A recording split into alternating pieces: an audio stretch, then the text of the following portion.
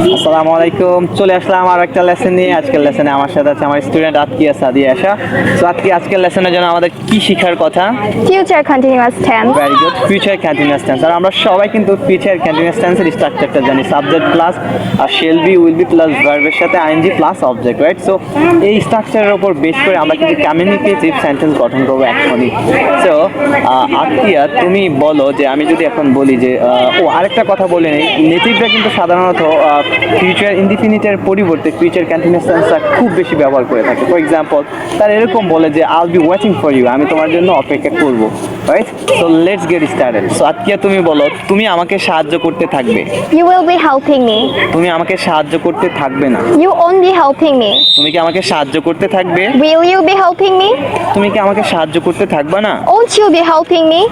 ওকে, very good. এবার আমি যদি বলি যে আমি অপেক্ষা করতে থাকবো। I'll be waiting for you. আমি তোমার জন্য অপেক্ষা করতে থাকবো। I'll be waiting for you. আমি তোমার জন্য অপেক্ষা করতে থাকবো না। I won't be waiting for you. আমি কি তোমার জন্য অপেক্ষা করতে থাকবো? Will I be waiting for you?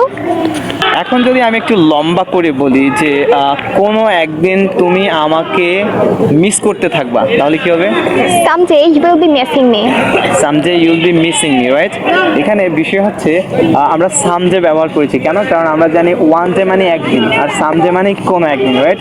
For example, someday you will cry for me, কোনো একদিন তুমি আমার জন্য কাঁদবে, রাইট?